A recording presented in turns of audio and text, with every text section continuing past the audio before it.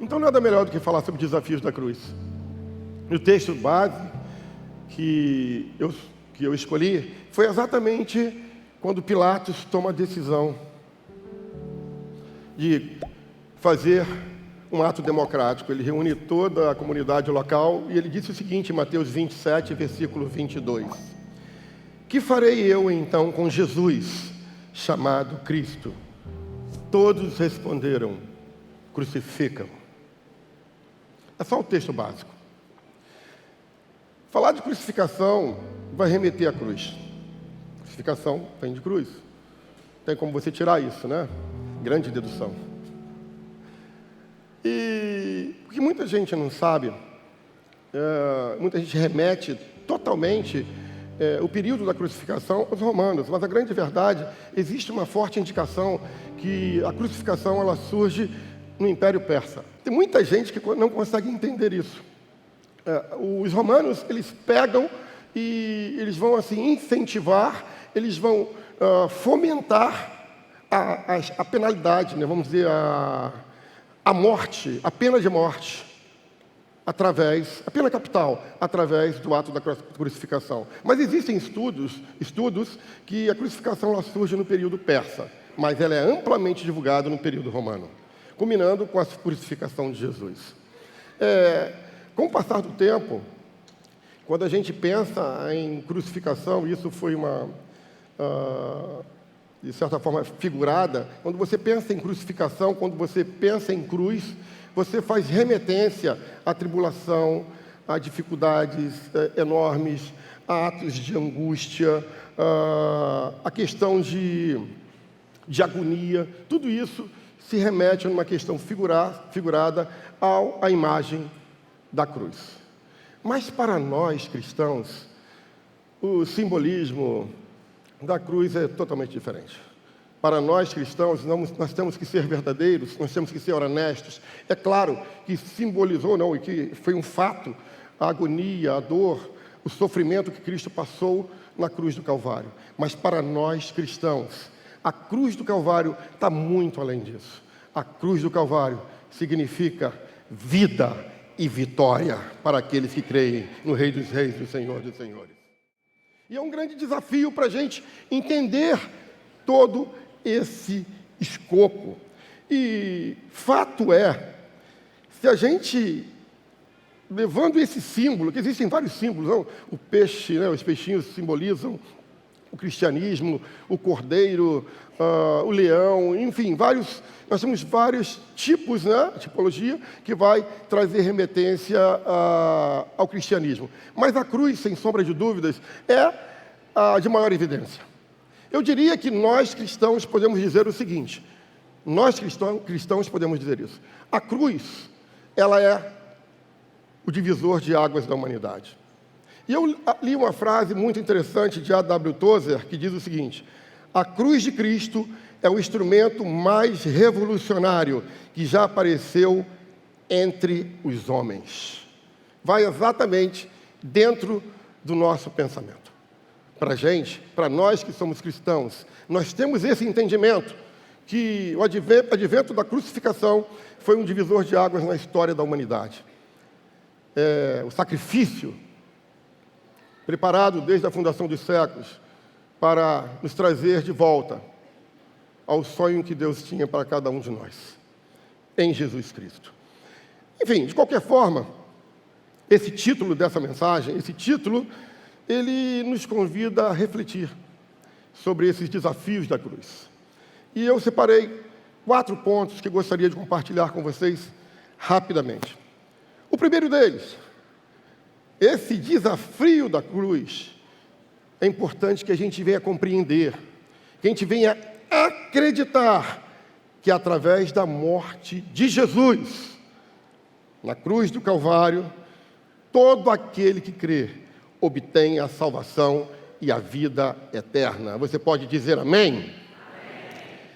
Talvez você esteja nos visitando nessa noite e não tenha uma compreensão exata do real significado disso. E, sinceramente, por mais que eu venha utilizar de toda a argumentação humana, eu não seria capaz de convencer você. Talvez você é de uma religião, você tem uma filosofia pré-definida. Eu digo para você que em todo o meu conhecimento humano, ou qualquer uma pessoa aqui, o mais sábio dessa casa, não teria condições de convencê-lo. Mas existe um personagem que está aqui, e o nome dele é Espírito Santo, que ele tem o poder de convencimento. Mas para isso você precisa abrir o seu coração. É uma questão de você abrir o entendimento. Tem pessoas que se fecham dentro de um casulo e não se permitem abrir a sua mente para contemplar outras belezas ou ampliar os seus conhecimentos. E quando você se fecha dentro de um mundo, você é limitado àquilo que você simplesmente determinou. Então a proposta desse desafio da cruz é você ampliar a sua mente, sair desse casulo e adentrar a um conhecimento vivo, real, que não é nenhum factoide, que não existe uma mentira por trás disso. Jesus morreu, Jesus sofreu, Jesus agonizou na cruz, mas depois de tudo isso, nós levantamos as mãos e glorificamos, porque Ele morreu, sim, mas ressuscitou. Vivo está, e enviou o Espírito Santo para que estivesse no seio da sua igreja. Você pode dizer amém? Então, quando a gente abre esse casulo de entendimento, eu quero dizer para você, se você fizer isso agora, o teu coração já começa a sentir algo diferente. Esse algo diferente, esse incômodo que vai começar a confrontar você, nada mais é do que a atuação do Espírito Santo. Por isso é importante você crer. Atos capítulo 4, versículo 12 diz: e não há salvação em nenhum outro, porque abaixo do céu não existe nenhum outro nome dado entre homens, pelo qual importa que sejamos salvos. Desculpa, Buda pode ter uma excelente filosofia. Confúcio pode te levar a arrepios. Tem muita gente querendo que tem arrepio também, mas não é por aí não. Tem muita gente que não consegue entender que filosofias vãs e humanas podem te levar a um momento de reflexão e ter até alguma paz interior, mas não vai te trazer salvação, não vai te trazer vida eterna, não vai te levar a um encontro com Deus. O nome que está sobre todo nome, Ele sim, Ele tem poder para mudar todas as circunstâncias, e um dia acontecerá que todo joelho se dobrará, dizendo que Ele é o Senhor. Amém? Segundo lugar, os desafios da cruz, eles implicam em uma batalha constante contra os nossos próprios desejos. É importante que você tenha em mente, esse desafio da cruz. Em primeiro lugar, você precisa de fé, você precisa crer.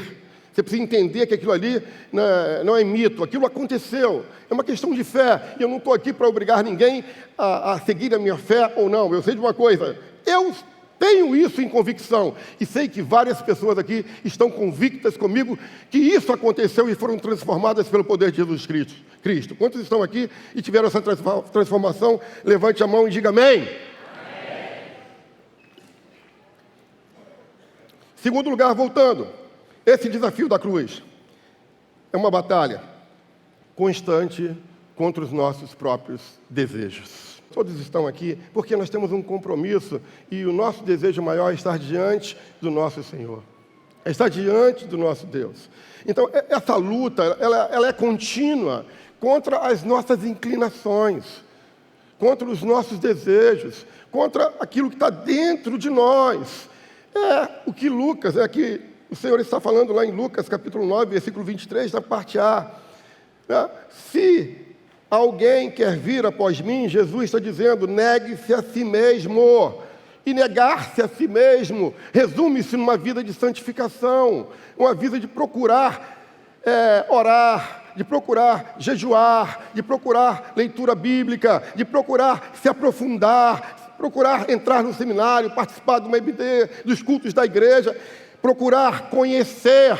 O meu povo perece por falta de conhecimento, conhecer Jesus. Quanto mais você conhece de Jesus, mais você se santifica. É processo de santificação. É algo que está dentro da gente. Buscar a santificação é algo significativo. Olha o que diz Charles Spurgeon: quanto mais do céu existir em nossas vidas, menos da terra cobiçaremos.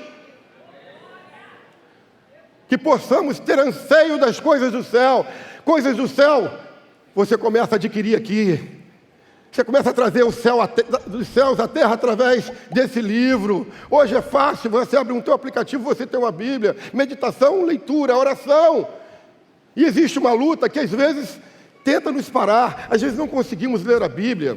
Às vezes não conseguimos orar, às vezes não conseguimos jejuar. Isso acontece comigo. Por acaso acontece com mais alguém aqui? Acontece comigo. Com quantos acontece isso? Levante a mão, bem alto. Olha que coisa linda.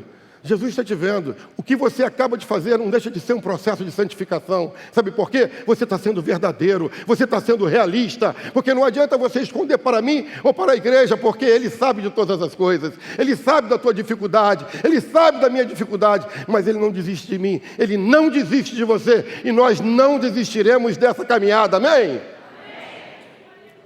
Então, Charles Spurgeon está sendo direto em exatamente resumir que essa jornada que a gente tem que passar aqui na terra é buscar os desejos do reino dos céus e não cobiçar os desejos que estão nessa terra.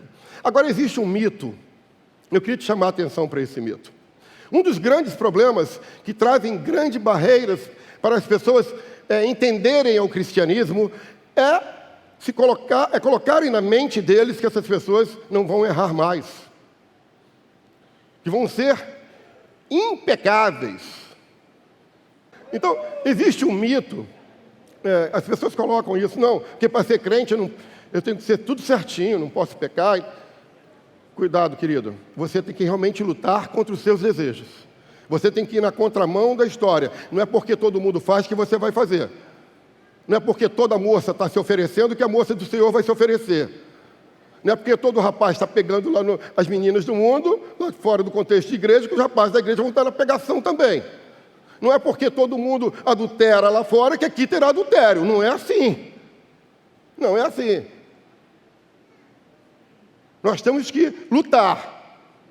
Nós temos que lutar. Diga, eu tenho que lutar. Eu tenho que abrir mão dos meus desejos desta terra, para que venha os desejos dos céus para a minha vida. Simples assim. Nós precisamos entender isso. Então não existe mito. Você está no mundo, a tendência é a gente cometer algum pecado. Ultimamente, revelo a vocês que nós temos um pastor difícil aqui nessa igreja. Eu acho que diante do cenário nacional, a gente fala muito de futebol, a gente brinca, inclusive vai ter o futebol de final de ano dos homens, aguardem. Me chamaram essa semana para eu voltar da aula, eu aceitei. Então a gente vai voltar a ter o futebol aí, possivelmente no dia 17. Fiquem atentos, Denilson está vendo o futebol de final do ano, aí, casado contra solteiro, e por aí vai. Fiquem atentos, os homens. Enfim, e a gente sabe que a gente vive num contexto humano que não existe uma forma da gente não pecar. O que eu quero dizer com isso é o seguinte: as mínimas coisas nos levam ao pecado. As mínimas coisas. O ambiente de futebol, por exemplo, existem discussões. Flamenguista não falando com o vascaíno. Vascaíno porque o Vasco está na iminência de cair. Se cair, amém, não tem nenhum problema. Não tem nenhum problema. Então, a pessoa fica chateada com a gente, existe aquela briga e tudo. Não tem problema. Flamengo não ganhou, perdeu, não vai ser campeão, não tem problema. Mas o que isso não pode ser são pequenos argumentos que criam, por incrível que pareça, feridas, até dentro de casa, dentro de relacionamentos. Falo de futebol, mas eu poderia falar de muitas outras coisas. Existem coisas tão banais, tão pequenas, que nos afetam, que nos separam e que a gente acaba pecando. Então não existe isso. Mesmo você aceitando Jesus, você vai pecar. Eu peco praticamente todos os dias. Todos os dias, toda hora. Hoje eu já pequei. Mas já acordou de manhã pecando? Já pequei hoje de manhã. Fiquei chateado com uma situação. E às vezes a gente acaba pecando. Então existe um mito em que você precisa entender que aceitar Jesus não é uma vida que você nunca mais vai pecar, que você nunca mais vai errar. Eu tenho certeza que todo mundo aqui já errou esse ano. Quantos já erraram esse ano? Levante a mão. Olha, levanta a mão bem alto. Mas tem gente que não errou aqui esse ano não, né?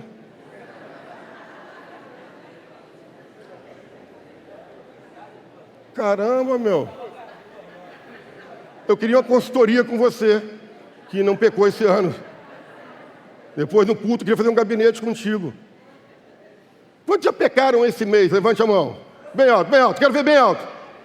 Ah, você não tinha pecado o ano todo, quer dizer que esse mês está fora do teu ano, né? O teu ano é de novembro a outubro do ano passado, amém. Essa semana alguém pecou? Levanta a mão assim, bem alto. Oh, coisa linda, coisa bem, coisa bem. Alguém pecou ontem? Levanta a mão assim, bem alto. Tem gente que não pecou e tal. Alguém já pecou hoje? Levanta a mão. Alguém está pecando agora pensando em mim e tal, jogando pedra e tal.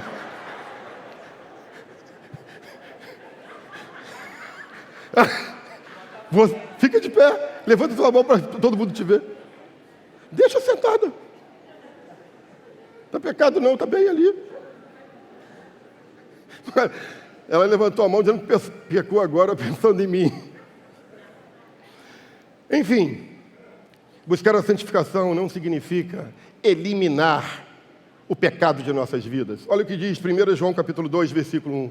Meus filhinhos, estas coisas vos escrevo para que não pequeis. Mas se alguém pecar, temos um advogado com o Pai.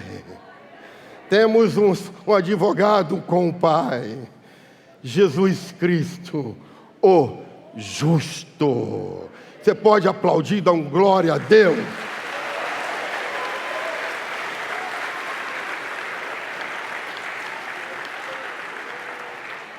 Então não existe isso. Aceitar Jesus não significa que você será santo. Não significa que você vai deixar de pecar, que você vai ser impecável. Não existe isso. Você vai cometer erros sim. Você vai continuar errando, você vai continuar tropeçando. A probabilidade de cair e de pecar é muito grande. Mas uma coisa é certa. Se isso acontecer, existe alguém que vai advogar por nós. Existe alguém que vai chegar diante do Pai e vai falar assim: olha lá meu filho pecou, mas está arrependido, Pai. Ele é o advogado justo que pagou. E nós temos que pagar os serviços advocatícios. É por aí. É normal você pagar os serviços de um advogado. O preço que Jesus já foi pago na cruz do Calvário. Amém? Terceiro desafio. Propõe uma jornada muito desafiadora. É no sentido de nunca desistir. Você começa, às vezes a gente começa bem, aceitamos Jesus, estamos na igreja, a gente tem até um começo legal, aquele primeiro amor, sabe? A gente está envolvido com tudo, a gente se relaciona com todos, mas sabe o que acontece? No meio da nossa caminhada, surgem circunstâncias, surgem problemas que nos desanimam, surgem obstáculos que nos fazem parar, que nos levam a desistir. Existem situações no meio do caminho que as derrotas, as pedradas, a falta de compreensão nos leva a desistir. Nos traz desânimo.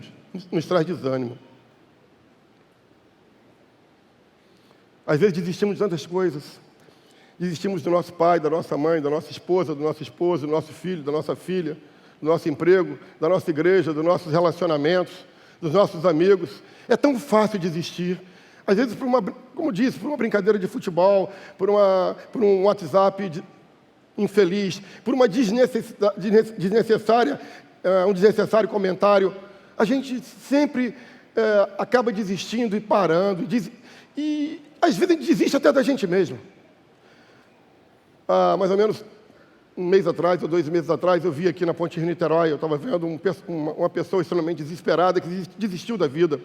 Subiu na Ponte Rio-Niterói, olhou para o mar, parou o carro e algumas pessoas pararam o carro e ele falou: eu desisti da vida. E na hora que ele foi se jogar, alguém chegou por trás e não permitiu que ele se jogasse. Foi algo marcante. Porque às vezes a gente desiste da nossa vida. Às vezes, desistimos até mesmo de Deus. Por que de Deus não fez? Deus poderia ter feito. Por que Deus não faz? Por que eu estou passando por isso? Por que fulano está passando por aquilo? Por que isso está acontecendo? Perguntas sem respostas. Por que desistimos até mesmo de Deus? Mas é uma coisa certa. Quando eu preparava essa mensagem, me veio à mente: a gente pode desistir de Deus, mas Deus nunca desistirá de nenhum de nós. E fiquei pensando dentro do contexto bíblico, quantas pessoas Deus não desistiu. Deus chamou Moisés diante de Deus. Moisés falou: eu não tenho condições, eu tenho limitações na minha fala. Moisés desistiu, mas Deus não desistiu de Moisés. Elias era um homem extremamente usado por ele, fez tudo o que fez, não dá tempo de falar o que Elias fez. Mas em determinado momento ele desistiu: eu quero morrer, não quero mais essa vida. Elias desistiu, mas Deus não desistiu de Elias. O contexto bíblico é fantástico. Pedro, ao negar Jesus, Pedro desistiu, negou Jesus, mas Jesus não desistiu de Pedro. Esse processo de não desistência de Deus é incrível. Jeremias chegou ao ponto de desistir. Eu não tenho condições. Jeremias desistiu, mas Deus não desistiu de Jeremias. E por aí você vai. Davi desiste. Davi comete adultério de uma forma sagaz, assassina Urias, mas Deus não desistiu de Davi. Sabe o que significa essa mensagem dessa manhã? Por mais que muitos venham a desistir, Deus não desiste de nenhum de nós. De nenhum de nós. Quando eu estava preparando essa mensagem, eu escrevi uma frase, eu gosto de escrever determinadas frases, e escrevi a seguinte frase: desistir não faz parte do vocabulário de Deus. Diga comigo: desistir não faz parte do vocabulário de Deus. Vira para a pessoa que está ao seu lado. Diga para ela: desistir não faz parte do vocabulário de Deus. Logo, não desista. Não desista. 2 Timóteo capítulo 2, versículo 13, a parte A diz: se somos infiéis, Ele permanece fiel. Romanos 8, 38 diz: porque estou certo que nem a morte, nem a vida, nem os anjos, nem os principados, nem as potestades, nem o presente, nem o porvir, nem a altura, nem a profundidade, nem alguma outra criatura nos poderá separar do amor de Deus que está em Cristo Jesus, nosso Senhor. Não tem como desistir. Desistir não é opção.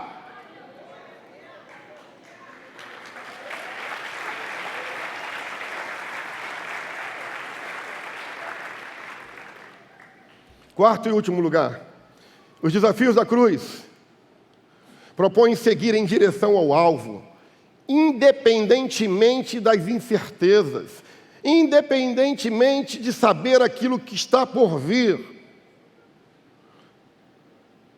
Você não sabe o que vai acontecer amanhã. Você não sabe o que vai acontecer depois da manhã. Você não sabe o que vai acontecer daqui a 1 ano. Você não sabe o que vai acontecer daqui a 10 anos. Você não sabe o tempo de vida que você terá nessa terra. Um dos grandes desafios da cruz é exatamente esse. É começar hoje sem saber o que acontecerá amanhã. Você precisa seguir, independente do que vai acontecer. É um processo de você aceitar o novo, aceitar aquilo que vai surgir de tal forma que você não está nem preparado. Talvez você não esteja preparado para enfrentar o amanhã. Você não vai estar preparado para isso. Mas você precisa de coragem, você precisa de força, você precisa assumir riscos. Você precisa entender, nesse processo de sequência futura em busca do alvo, é provável que você vai errar. Eu já errei. É provável que você venha falhar, eu já falhei. É provável que você venha tropeçar, eu também já tropecei. É provável que você venha cair, eu também já caí. Eu não sou super-homem, você tampouco é. Nós não somos filmes dentro de um estereótipo, numa sala de cinema. Nós somos carne, nós somos ossos. Mas uma coisa eu sei, dentro de mim existe um novo ser, uma nova vida, e dentro de você também. Essa vida se chama Jesus, Filho do Deus Altíssimo, que nos faz prosseguir, independente do que venha aparecer. Então a gente não pode parar, a gente tem que seguir para o alvo, independentemente das incertezas que surgirão pelo caminho. A gente não pode parar. Não tem como parar. Não tem como. Aí você para analisar, e quantas vezes já apedrejaram você, caluniaram você, falaram mal de você, fizeram chacota de você. Quantas vezes isso aconteceu?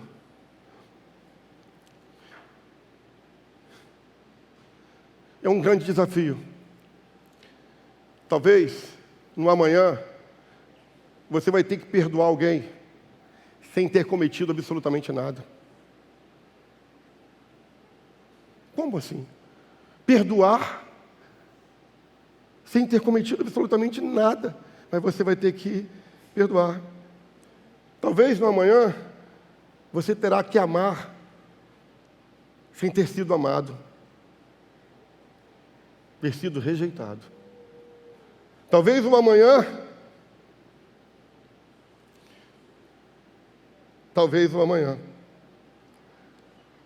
vão te observar e mudar o conceito que tinham de você no passado, quando você era amigo daquele grupo que só fazia o que não presta, e agora você tem uma outra palavra em tua boca, em teu modo de ser. Talvez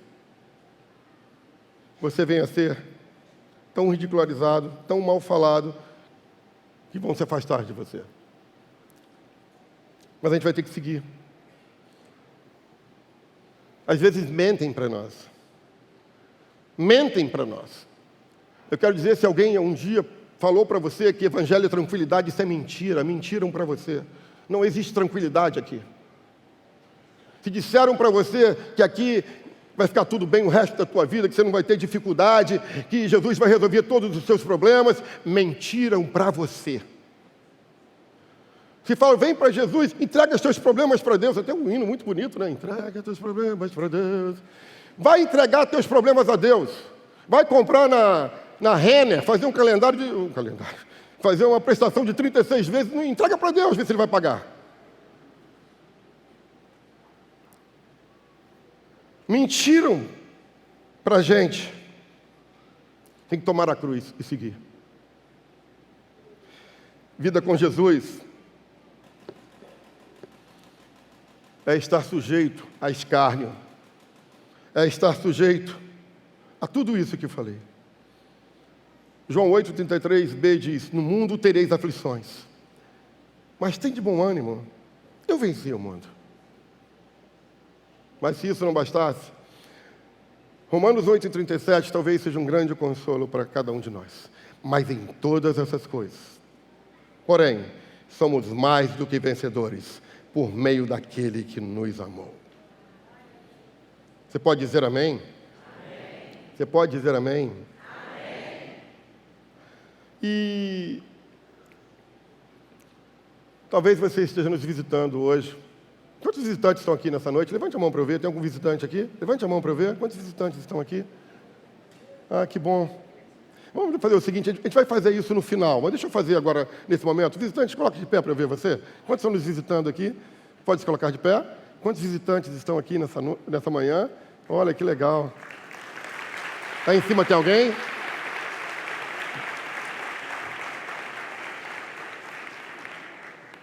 Que bom que vocês estão aqui. Pode sentar.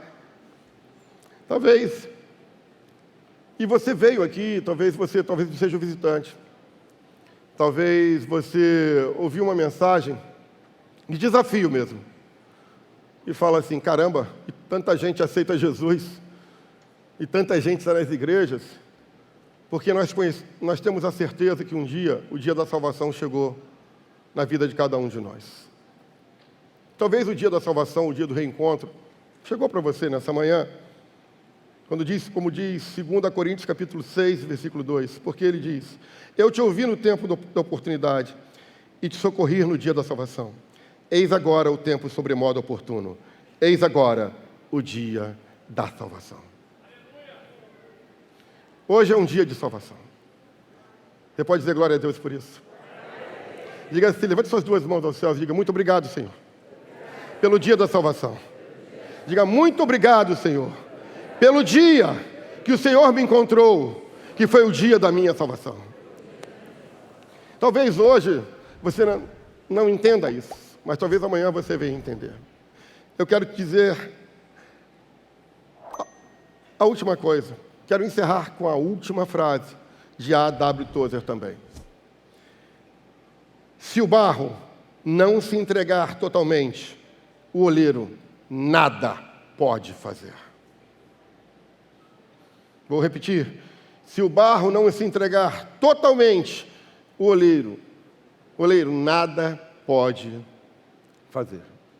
O que eu aprendo aqui, e eu tenho falado isso, na maioria das mensagens que ultimamente eu tenho pregado, eu tenho voltado muito à mensagem de salvação. Sempre teve essa mensagem de salvação nessa casa, mas eu tenho buscado bater um pouco mais nela, porque a gente está vendo sinais acontecendo a cada momento. Sabe, meu amigo, eu vou dizer algo para você. Eu não sei porquê. Anteontem, quando eu estava preparando essa mensagem, alguma coisa me incomodava, dizendo assim: pessoas estão dentro das igrejas precisando de salvação, acredita? Eu falei: mas como assim? As pessoas dentro da igreja precisam de salvação? Mas já aceitaram Jesus. Aceitar não significa se converter. Aceitar significa converter, negativo. Conversão é processual. Aceitação, você pode levantar um gesto de aceitar. Eu aceito ser Flamengo agora, mas não me converto. Ou melhor, é melhor ser Flamengo. Eu ia falar do Botafogo. Então, aceitar necessariamente é um sinal. Eu aceito hoje, posso não aceitar amanhã. Mas a conversão é diferente. Eu fiquei pensando, por que isso? Porque às vezes a gente não consegue entender a importância desse processo de santificação, de continuar no caminho do Senhor, de negar-se a si mesmo, de entender a importância de como é estar diante desse processo. Eu acredito que muitos que estão aqui, talvez não tiveram um encontro com Jesus.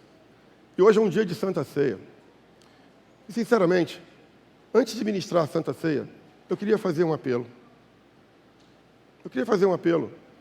Talvez é um apelo de reconciliação de você com Jesus. Talvez é um apelo de reconciliação de você com você mesmo.